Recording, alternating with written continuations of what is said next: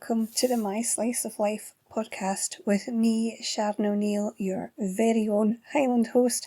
Well, this is a bit different. It's the start of a new season, and if you are watching this on YouTube, you are watching the very first video version of this podcast. It's always been audio up until now. I did say I would give it a go, so I'm giving it a go. I don't know if I'm going to keep doing it this way, but we'll see how it is. And if you are watching, forgive me if I look for notes because my memory is terrible, which if you follow the blog or my other YouTube channel, you will know. So I need to keep myself right and check my notes from time to time. What is this new season all about? Well, we're going to be taking a look at some of the folklore of trees and plants that we all know and love so well. You might even use some of these every day, but I'll guarantee you won't be seeing them in the same light after you've heard some of these stories. So no more waffling, we're going to dive right in and we're going to start with one of my favourite herbs, rosemary. Now rosemary, or to give it its fancy name, Salvia rosmarinus, I'm not sure how you pronounce it, but it's a herb steeped in folklore and mythical associations, and it's across various cultures. It's not just one place that has this. It has inspired numerous legends, superstitions, and even magical practices. In many traditions, rosemary is believed to possess protective qualities. Burning rosemary was thought to cleanse spaces of malevolent spirits and negative energies. In Germany, for instance, people would burn bundles of dried rosemary on May Day to dispel any evil presences that were there. Now, hanging rosemary above doorways or planting it near entrances was also thought to repel witches and protect the household from harm. Its strong scent was believed to cleanse the air of evil influences and provide a safeguard against dark magic. In fact, in some places, apparently, this tradition is still done to this day.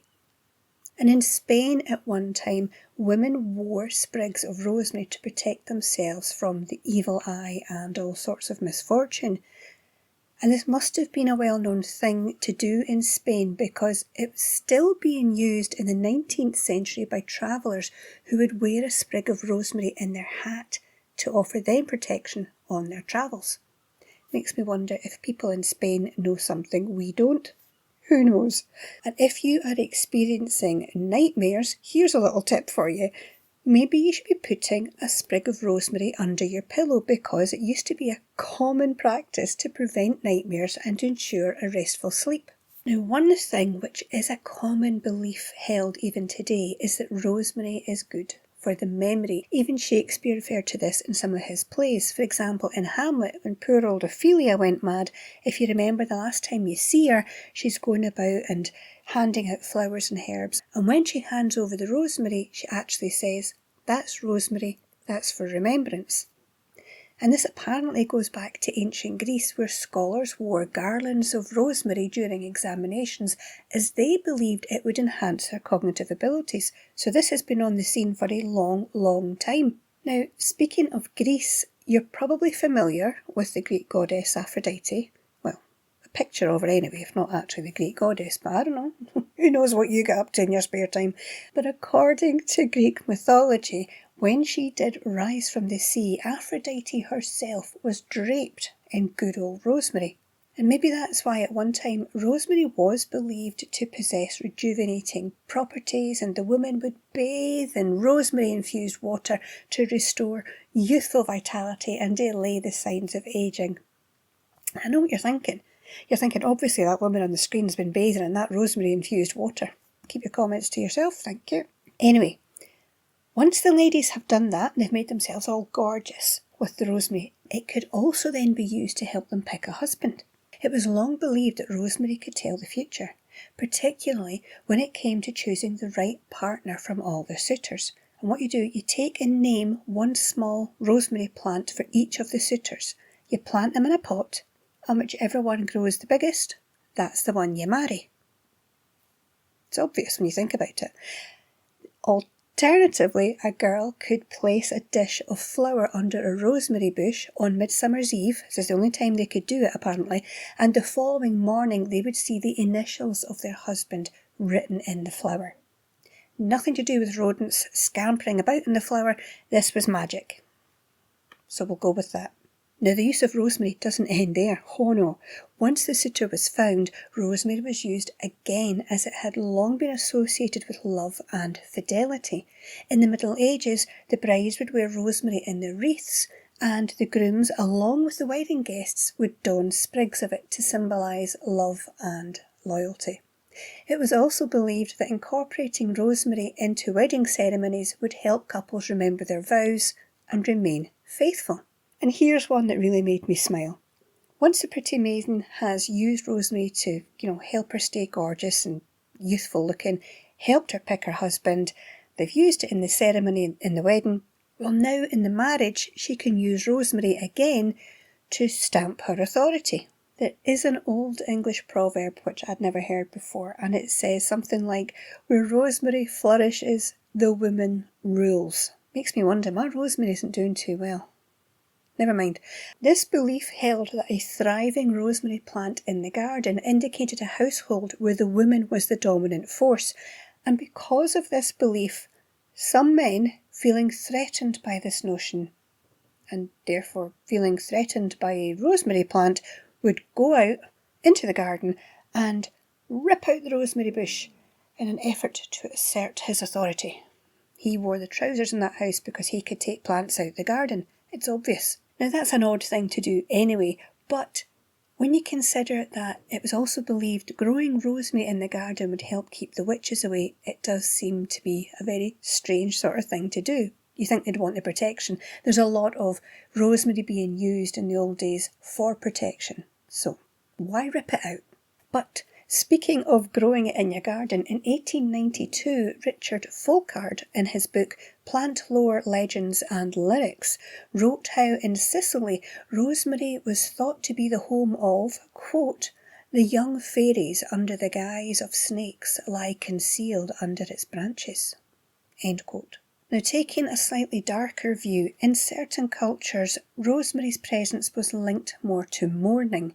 The mourners would carry sprigs of rosemary at funerals and either place them into the grave of the deceased or actually place it into the deceased's hand, as it was a symbol of remembrance and to honour the person who had passed away and let them know you won't be forgotten. It was also believed that if a branch from a rosemary plant was placed into the grave, the original plant would wither and die as the buried one started to decay. Elsewhere, however, in the 14th century, rosemary was used to fight crime. Wait for this. A plant was dug up and its roots were to be seethed in wine vinegar. Then they would wash the feet of a thief with that liquid, and that would sap his strength and make sure he didn't get up to any thievery ever again. Obviously, I don't know why we don't do it today. So we've had witches, protection, fairies, memory, Greek goddesses, and all things to do with marriage. But there's one more famous story about that wonderful herb rosemary, or Rose of Mary, to give you a clue. A Christian legend tells the story of the Virgin Mary spreading her blue cloak over a white flowering bush when she was on her travels. Later, when she picked the cloak up, the white flowers had turned from white to blue, and Rose of Mary had its name. Isn't that a lovely story? I love that. But now, my friends, we're going to leave rosemary and we're going to take a look and find out about a tree which I must admit is one of my favourites. And if you're a forager or you make your own herbal remedies, I'm sure it's going to be one of your favourites too. I can only be talking about elder. Whether you harvest the flowers for cordial or the berries for your flu remedies, whatever you do with it, I think you're going to enjoy the folklore of this tree. I did mention it on a YouTube video I did a while ago, but I have found out some more for you, and that's why I want to cover it today. In Scandinavian folklore, let's start there, the elder tree, or Sambucus nigra, I hope I'm saying it right, I don't know. It's believed to house a protective spirit known as the Elder Mother. And no, I'm not going to attempt the Scandinavian version of that. Let's just, Scandinavian Mother, we'll stick with that. But this guardian was thought to reside within the tree, and any attempt to cut its wood without proper permission could invoke her wrath. Tradition held that one must ask the elder mother for consent before harvesting any part of the tree to avoid misfortune, and a customary plea might go along the lines of, "Old girl, give me some of thy wood, and I will give thee some of mine when I grow into a tree." Apparently it worked. But neglecting this ritual could result in various calamities, including illness or bad luck, because obviously they wouldn't happen normally. In the UK, we have a similar tradition here. It's said you must ask permission before harvesting from or cutting an elder tree because it could be a witch.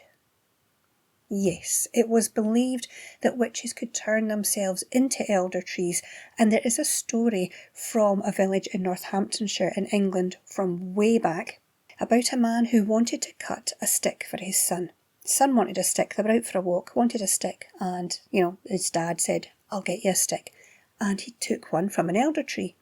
But he was horrified to see that when he cut the stick, the tree bled real blood like a person. Now, as you can imagine, horrified, they left the scene, but on their way home, they bumped into a local woman who was known by the locals to be a witch. Now, okay, you think that's a bit odd, but what really spooked the man, though, was what she had around her arm, which was a fresh-looking, blood-stained bandage. So obviously she was a witch.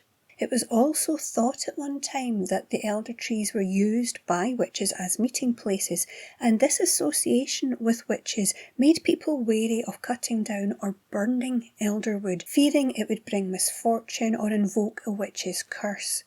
In fact, it was believed that burning elder wood would bring death, disaster, or even the devil himself into your house.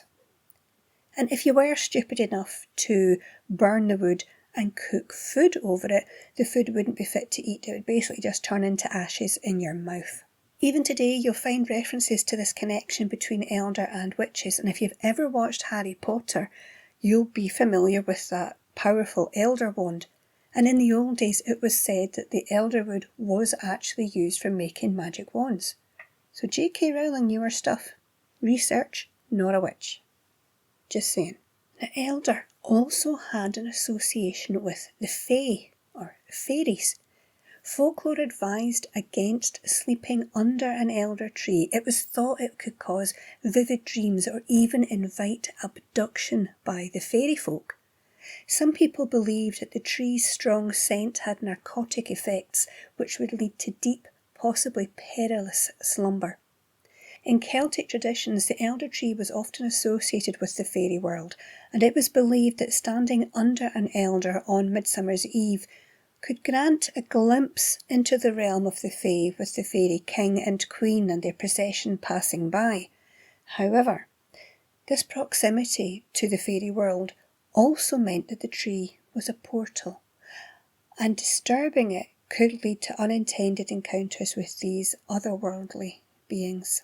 Now, all of that could make you think the elder had quite a negative association with the dark and wicked side of folklore, but there are also quite a lot of positive things associated with elder, and some of these contradict everything I've just told you.